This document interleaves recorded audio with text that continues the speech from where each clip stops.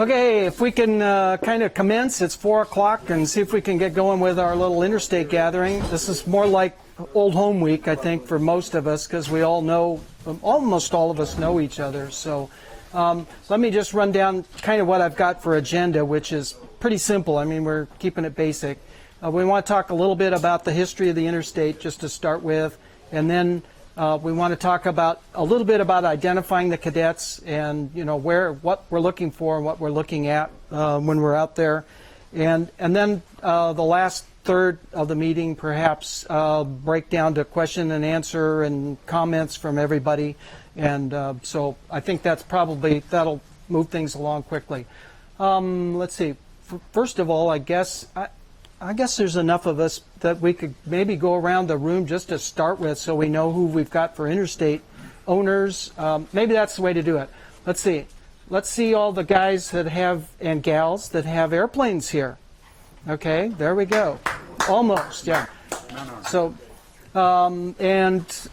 unfortunately, mine isn't here, but at least we have 7 cadets out there from California to South Carolina. That's great. That's awesome. Thank you for coming. How many guys have projects? I know there's project guys. Yeah, project guys. You bet. So let's see. And then we have interested parties. Yeah. Yeah, see, interested parties. Welcome. Yep, welcome. Thanks for coming in and joining with us. So a little bit of history. As I've told people all this week out on the flight line, the forum, this is a formality kind of, because the forum has already happened. We've already done it out on the flight line with the owners and visitors coming by, talking interstates and reminiscing, pulling out old historical facts from way back, and kicking tires and doing all the things that airplane people do. But as a random, or just a kind of a quick run through on the history of the interstates, it really obviously starts with interstate aircraft and engineering. And when the kind of the early thoughts about war and World War II were in people's heads, they decided to get the civilian pilot training program going, and they also offered aircraft manufacturers.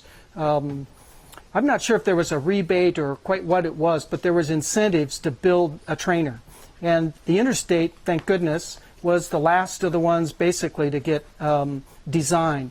And that design came from Ted Woolsey. And Ted Woolsey really was more famous, at least in the LA area at that time, because he was the designer of the Thunderbird, which was an OX-5 powered biplane, and it was supposed to be really fast, quick, and maneuverable.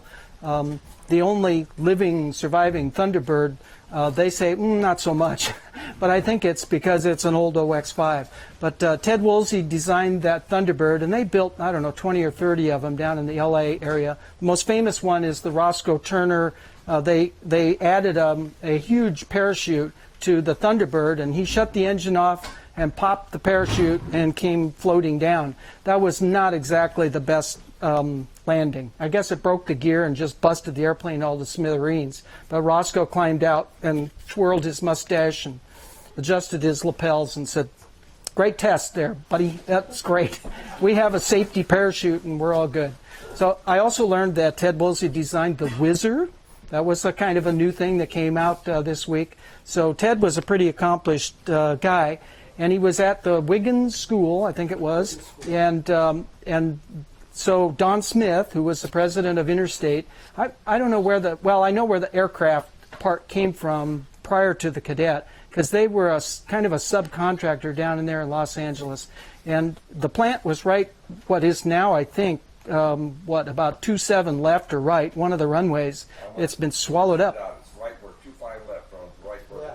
Yeah. Right Yep. where the Yep. used to be. Okay, and in that there is an old photograph of that area in there, and there was like Vultee was on this corner, and Lockheed had a plant here, and there were a couple of other manufacturers, and Interstate was right in the middle of that, and they subcontracted and built parts for these other guys, and I think that's how Don Smith got his start in aviation, was subcontracting for these other people. But when the CPT thing came out, he went, we can design an airplane here, I think. So he contracted with Ted Woolsey, I assume, to design this airplane.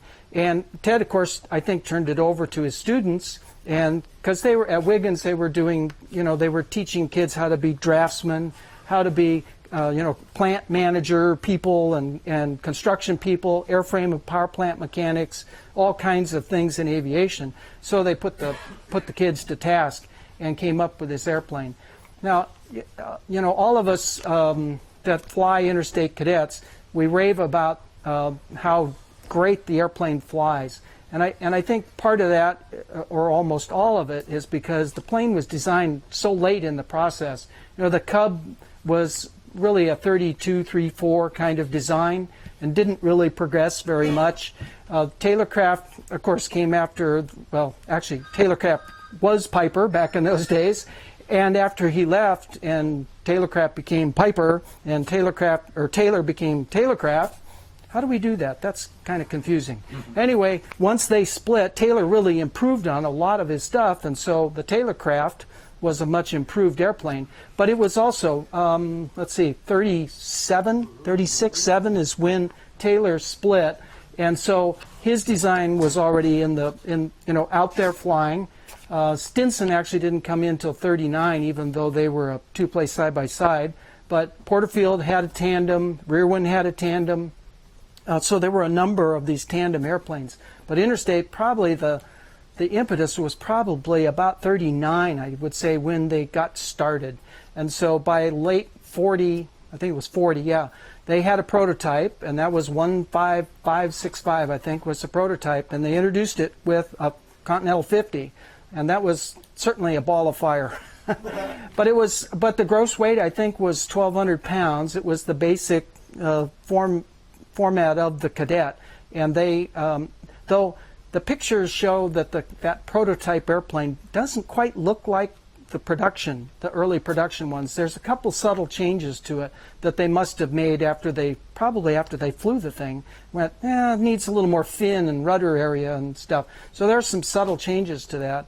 But anyway, they got into production late in 40. And really, the first production aircraft, I think, started to come off in January of 41. So they had that, from January of 41 until December 7th, they put out about 150 airplanes, I think. I can't remember what the serial number break is on December 7th, but it's around 150, 175, somewhere in there. So, and the total production then went all the way through into June. So you have 1942 Interstate Cadets also, but the bulk of the production was 41. And it just kind of spilled over into 42 because they were contracted to finish up a few more airplanes for the CPT program. And then they immediately shifted gears, went to the L6. We know by the type certificate, we have the S1A and the S1B. And the S1B, of course, is the L6, and of course then the Arctic Tern and Stoll Aviation's whatever they call their airplane now. So that was under that type certificate.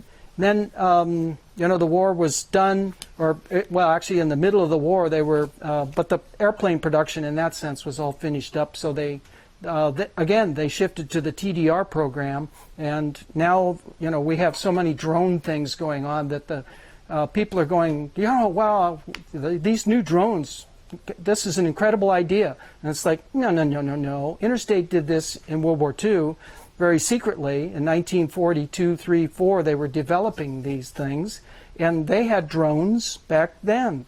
And so it was, if you follow the history of the drone programs, it really started with Interstate and the TDR program.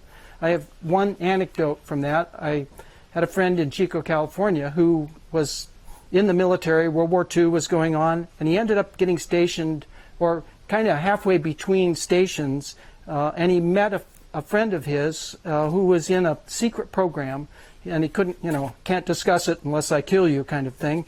But he said, this is a pretty interesting program. We're working with airplanes, and Bob, I know you like airplanes, and this will be a good thing, because whatever else you're doing, you don't want to do that. So he reported to Monterey, California, into a TDR program that was there, established, set up, ready to go. And I'm not sure exactly what part he filled in that role. But they worked for months out of Monterey and that area working with these TDRs. And they, of course, first flew them with a pilot, and they got those things going. And then they got their, I think it was a TBM, TBF, one of those, was all set up to monitor these things with early television screens. That was another radical kind of departure to what we think of now as how to do drones, like GPS and satellite things. They had TV. Are you listening? Yeah. She works for Garmin, so I think her ears perked out. So I saw that. But they had televisions, and they put a camera in the nose of the airplane, and then the idea was that the controller in the powered airplane was supposed to pick up the airplane, get it into control, and switch it over from manual, and then over to the control of the guy in the TBM, the mothership, I guess. And they tried to get like 5 of these airplanes into the air all at the same time, and trying to manage 5 of these things. Bob said that in talking with the pilots who were assigned to take the thing off and get it set up and then let go, he said that was not happy duty, because as soon as the thing let go, it was all over the sky. They were just throwing up everywhere because the flying was, by remote control with a television camera trying to keep track of things. You can imagine how difficult that would have been. These guys were, they were pretty pale by the time the test was over. They were happy to take over control and land the planes again. So anyway, they did all of that. They got it figured out. They were able to accomplish this, and they shipped out in, I think it was late 44, early 45. And they got out to the Pacific, and they got out there with all their stuff, and they were ready to go.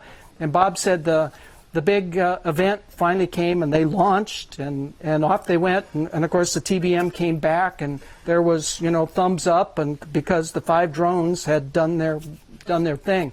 And he said the great treat that night was down in the briefing room watching the television camera movie that they had created from this of how these TDRs went. And he said, well, while the thing went on for about an hour and a half, there was only about five seconds that was really very interesting, because most of it was this: sea clouds, flying out, heading out. But finally, some of the cameras actually were showing land and a harbor, and they actually got, I don't think all of them did any damage particularly, but they did get them, fly them into boats or at least into the water, and accomplish the mission.